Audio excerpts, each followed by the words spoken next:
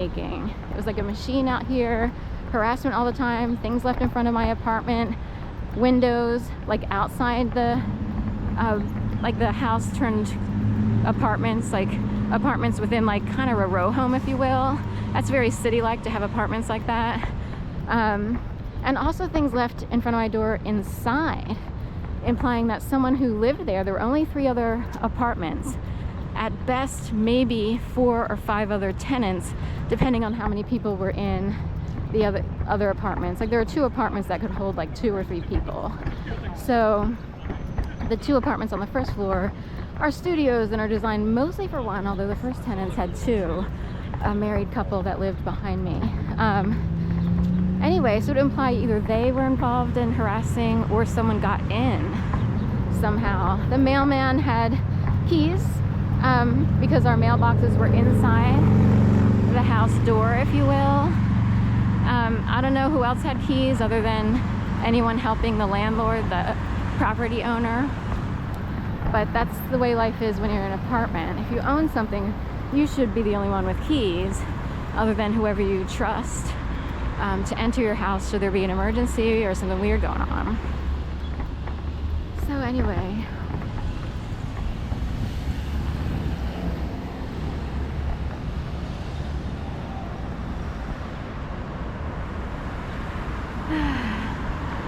so if you want to check out my videos from No Kings, I was standing at that monument. Through the lens it looks different. There's a monument right here. I was standing as high as you can stand on that particular thing. There's special ledges out there that you can stand on, and then I wanted to be able to catch as much of the crowd as possible. Is it that one, or yeah? So it's hard to describe. I actually was able to step up higher than the steps and onto like a ledge that's on the actual thing.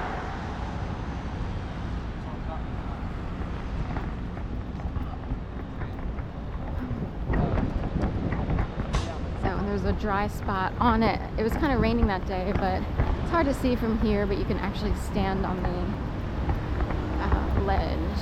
I'm trying to figure out how I got up there. Is it this one or a different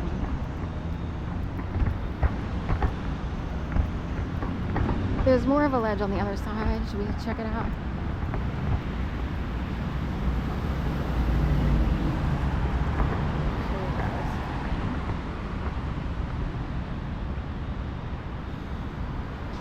I know I hoisted myself up is the thing, so I'm looking at it wondering like why. From this side you can't tell, but I know I stood a little bit higher up, and there was a guy with a bike who was able to hoist his bike up there.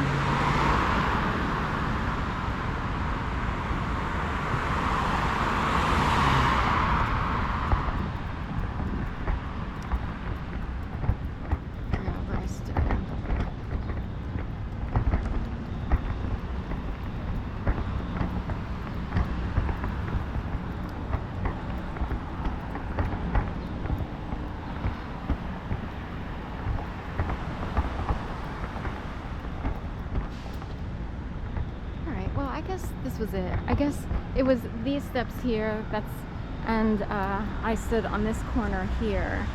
So on this side it can seem a little bit higher, but that's basically the shot of the protest. And I stood right here on this corner, which was pretty dry, and that's how I shot that shot.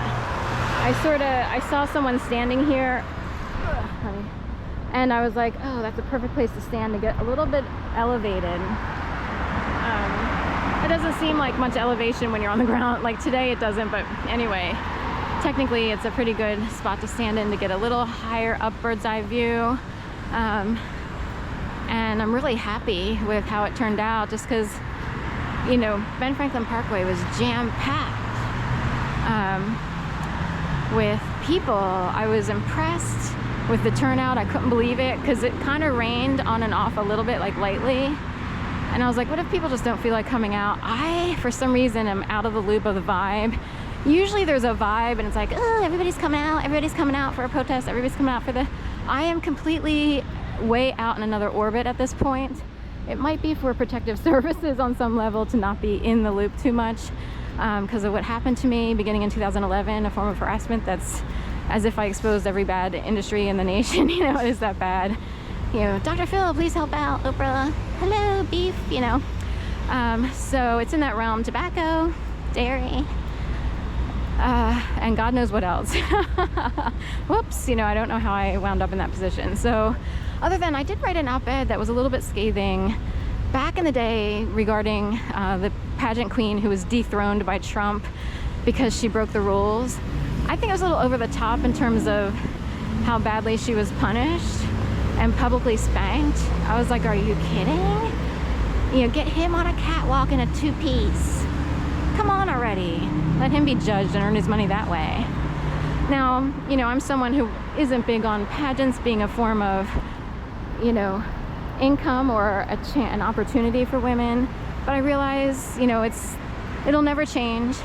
So I guess if you know, got the body, go for it, or if you're able to do that kind of thing, go for it. You know, women should be respected as being intelligent, having a backbone, this, that, and the other. You know, not always answering questions like, what do you want to see in the world? Oh, world peace. You know, that used to be the pat answer back in the day. It just seemed like no men had to go through a beauty pageant to get a scholarship, you know what I mean? Anyway, I had a really scathing op-ed. It was actually published in more of a tabloidish magazine. It's called City was it City Paper? It was, oh no, it was the Philly News, Philly Daily News. They might still be operational. I don't pay much attention to stuff any longer. I wondered if that was part and parcel of some of the harassment, but that thing was published in 2004, January of. Either 2004 or 2005, January. It was Tara Stick It to the Donald, because her name was Tara, the pageant queen, whoever won I don't know if it was USA or whatever it was, in like Atlantic City or wherever they host it. I think that ended. They don't even host that any longer. When I grew up, these things were big time. You know, everybody watched the pageants. Everybody watched, you know, Jerry's Kids for muscular dystrophy, you know. These days, there are so many different options of things to watch on TV that I don't even know if the pageants still go on. You know, maybe they're bigger because it's more of a worldwide phenom and more people participate, but it's not as centralized and focused on every community as it used to be. As the only option. Like, we only had 3, 6, and 10 were the channels that you watched on TV. It wasn't until my high school years that there was an expansion in televised programs. So we had 3, 6, 10, and then of course public TV, you know, Channel 12, WHYY in Delaware, PBS or whatever, public broadcasting station. So I, you know, am a child of a huge metamorphosis in terms of what's available TV-wise, and then of course we didn't have computers growing up. They sort of came in during high school, but barely. It would be like you had Texas Instruments keyboard with an old Apple mainframe, Macintosh, and then it grew into, like, Texas Instruments dissolved. They used to have calculators and everything. And then it became, you know, Apple or whatever, grew into its own major entity. But we did old, like, flow charts for programming.